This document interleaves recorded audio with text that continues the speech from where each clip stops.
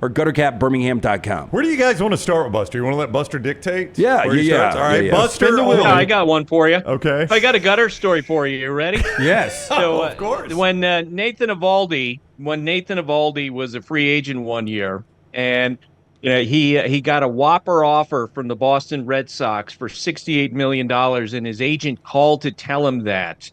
And, it was an exciting offer for a guy who's been through so many injuries in his career. And at the end of it, the agent said, "Hey, where are you? You sound like you're quiet." He goes, "I'm up on the roof and I'm changing. I'm cleaning out the gutter." And the agent was like, "Hey, Nathan, get off the ladder. Don't clean your own gutters, okay? Let's just make that very clear right now. You just got a $68 million contract." Slowly walk down the ladder. This affects me too, Nathan. It doesn't just affect you. Hey, speaking of dangerous behavior for pitchers, and not to get gloom here, but Roy Halladay dies in a plane crash. Wow. Who was the other guy that hit a building in New York City that was a pretty good pitcher? He wasn't great. He was a solid starter, though. Corey Lytle. Yeah. Who What was more drafted- surprising, and do you know the in-depth stories on those? I don't know the in-depth story on what happened with Corey Lytle in that I think he was learning how to fly and he just made a mistake, if I remember correctly. Right? He just went off course and he hit the side of the building. It was a sad thing. Corey was a great guy. I covered him when he broke into the big leagues back in 1997. To the games on the field, the New York Stars showed up last night, including the elimination game for Francisco Lindor. For this Mets organization, so many times, Buster, it just seems like this is going to be the year. This is going to be the year. This has been a pretty magical run at the end. It really has been. And to think that in the middle of May, we were talking about the Mets as being inevitable sellers because of the trajectory of the team early in the year and how they were playing. And all the marketable players they had, and they wind up now in this situation where they are one round from reaching the World Series. And I'm really happy for Lindor in particular. If you guys remember, in those first couple of years after he signed that $341 million deal with the Mets, he struggled for a time. He had that situation where he and his teammate Javi Baez were doing the thumbs down. They were not happy with the fan reaction. He was getting booed.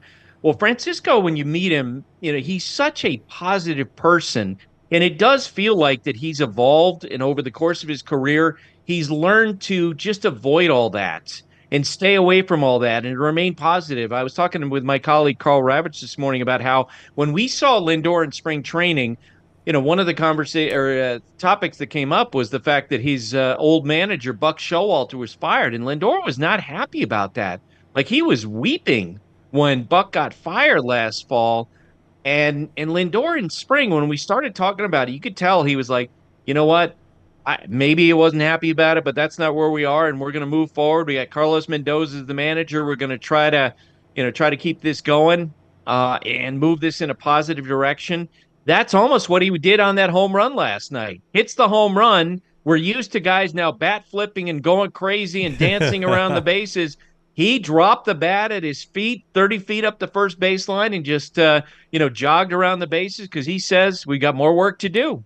ESPN's Buster Olney with us on the JohnstonRVCenter.com hotline. They advance to take on the winner of this Padres-Dodgers series, which wraps up tomorrow night. And it's back in Dodger Stadium, and the last time it was there, it was an ugly scene, Buster. I don't know that you can predict what type of atmosphere we see in this game coming up tomorrow night. No. What type of atmosphere, what type of reaction? You think about Yu Darvish, who's starting this game for the San Diego Padres. The last time that he started in a winner-take-all game in Dodger Stadium was Game 7 of the 2017 World Series, and Yu Darvish absolutely spat the bit in that game. There's talk about how the Astros in that game knew what was coming. Darvish didn't make it through, I think, 11 batters. And now he's, 7 years older, more experienced with the Padres. He seems to be pitching really well. Do we know for sure how he's going to react to this moment? And Dave Roberts in that game is going to have the same challenge that he did in that game last night. I don't think he has any idea where he's getting his pitching from. He just knows he's going to, line it up as best he can and put guys out there and hope they respond the way they did last night. 8 different pitchers combining for a shutout of the Padres. I I would have never, I never would have guessed that the Dodgers would win that game last night, given how it was lined up, given that it was in San Diego, the momentum of the teams. It's really a credit to the veterans like Mookie Betts, who again leads off the game with a home run. Yeah, and only the second team in Major League history to have 8+ pitchers in a 9-inning shutout game. I mean, that is pretty amazing. Do you think the mentality now is, look, we have got an outstanding lineup, even without Freddie in it. We've just got to score runs and just hope for the best that we can just hold them to a minimum. We've got to score 6+ runs and hope to get this win. And speaking of which, is Freddie going to play tomorrow night? My guess is he's not. I mean, you've seen him in the way that he tried to move in the first games of this series. And when he met with reporters last week, he said that the doctors told him this would normally be the sort of injuries, high ankle sprain, that would require 4 to 6 weeks for him to heal. He was trying to come back in 1 week, and he was not moving. They made the decision 2 nights ago. You know what? Freddie's not a go. Now, could he try? Absolutely. But my guess is they feel like we just need to move forward, put our healthy guys on the field. And I think your casting of it was exactly right. If the Dodgers are going to win this thing, they're going to have to hit past all the issues where they have with their pitching staff, and they are fully capable of it. When you have Shohei Ohtani, as great as he is, and you have Mookie Betts and Teoscar Hernandez, they have this really deep lineup, and it's 2024 when it feels like that anything is possible with all these teams. The Mets coming back from the dead. The Detroit Tigers were 8 games under 500 back in the middle of August, and now they're 1 game away from reaching the American League Championship Series. That is amazing to think about. Also, I saw it this morning, and I think it was on ESPN.com where I saw it. 71 times Aaron Judge has struck out in the postseason. That's right. And you've seen certain athletes be great, have great careers, and just not have great postseason moments. What do you make of this? Is he pressing? I think he's pressing, and I also think that at this time of year, there's hyper focus on how to pitch opposing hitters, and the Royals are doing a good job of it. Fast, it's the old formula: hard up and in, and soft stuff away. And Aaron Judge is chasing. He is. I don't think there's any question. He's feeling the pressure, and it does really tell you just how crazy, the narrative can change. Because this guy was coming off one of the greatest seasons we've ever seen. I told you, his adjusted OPS plus was better than Lou Gehrig ever had in any season, better than Mickey Mantle had in any season. Joe DiMaggio, he had that type of regular season. And yet after the first 2 games, guys, I was doing Baseball Tonight's up in Bristol in recent days.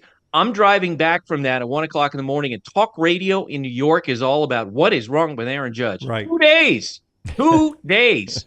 I mean, on one hand, if you are Reggie Jackson, you are your legacy is built on a handful of games in October in New York going forward. And if you're Aaron Judge, 2 days wipes out everything you've done before that, it seems like. And everyone's asking the question, what's the problem with Aaron Judge in the postseason?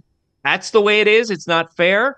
And he's going to have to hit to overcome it. Back to those amazing Tigers, 1 win away. Game goes off at 5:08 today, TNT. From getting to the ALCS for the first time since 2013. I'm going to be stubborn. I'm playing the Guardians again. I don't know what's going on with the offense. I mean, 20 consecutive innings. They have yet to score a run. I mean, from your view, talking to everybody in the organization, is this just a weird coincidence? It just happened to hit in the postseason? Well, I mean, on the Guardians side of things, the first half of the year, the reason why the Guardians got off to such a great start was that their offense seemed to overperform. That you had guys who were hitting, and they had more depth than they ever have. And then down the stretch, they did struggle for runs. Like, they took a step back offensively. And so, we'll see if they're able to reverse it. For me, the bigger shock is how well the Detroit pitching staff is performing. I mean, it is amazing when you look at the pedigrees, the resumes of the guys on the Detroit staff. It's not like they got a bunch of Paul Skeens #1 draft picks who are totally dominating. Yes, Tarek Skubal, when he's out there, the presumptive Cy Young Award winner in the American League, he's outstanding.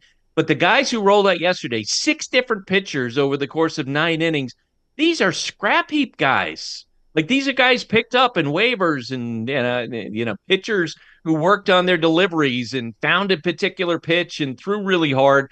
And A.J. Hinch, their manager, has done such an extraordinary job. I've been texting with Joey Cora, who is my classmate at Vanderbilt. He's now the third base coach for the Tigers, and he has been raving about how A.J. Hinch has been managing, down the stretch and in this fall. He's got all these young guys believing they can actually get this done. You mentioned the Tigers and Scooble. That travel day becomes a massive day because if it does go 5 games, that allows him full rest, right? I mean, he's a Game 5 starter on his normal rest.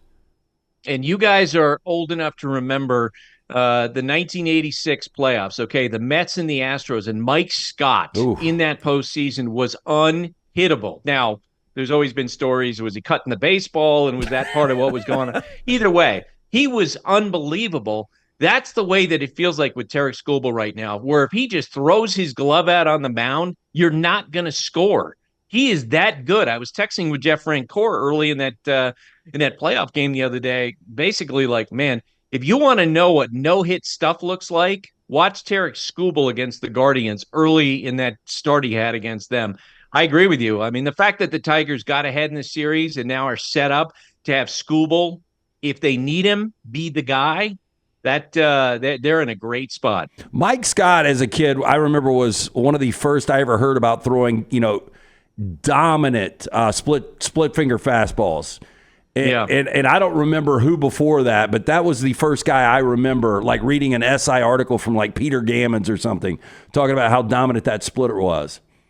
Yeah, he and Bruce Sutter, right? That pitch, but the Mike Scott, and of course the stories have always been the New York Mets players will always believe that he was cutting the baseball, carving it up, and it was just moving all over the place. There's that great physical reaction from the late Hall of Famer Gary Carter when he swung and missed at a pitch and looked back at the umpire like, "You're kidding! Come on, really? Buster, you're going to let him do Astro that?" wouldn't cheat. Yeah. Astros don't cheat. All right, I Buster. didn't even connect that. Where were you? Where were you when the game went final Saturday, Buster? Did you get to watch any of it at all? I was actually working, okay, and I got so many text messages from people all around the country, old friends from school, coworkers. And then on Sunday morning, they had me on SportsCenter, and they, we were going to talk baseball for sure, but the producers made sure that they blocked out some time for me to talk about Vanderbilt and to be excited. I mean, think about it. The last time they beat Alabama, I was in school. Look at me, how old I am. Okay, that's the last time. But I was in school when they did that. Yeah. Wow, 1984, right? That was the year. Am I right about that? 84. Yep. Yeah. That's exactly right. I was a stupid sophomore. Yeah. I was in school too, Buster. I was in school too. Well, congrats to your Commodores. I know you don't get a lot of moments like that, so I hope you were able to soak it up just a little bit, even though you were working. I liked it. And your friend Nick Saban, he can't say anything bad about playing in Vanderbilt anymore. That's all I'm going to say. He's your colleague. He's your coworker. You let him know. I know. I just, those words stung. As true as they were, they stung when he said them. And it was nice that we could put them back in his face by the end of the day. Buster, thank you. Enjoy the rest of the week. We'll see you next Thursday. All right, guys. Take care. All right, buddy. Buster Olney with us on the JohnstonRVCenter.com hotline.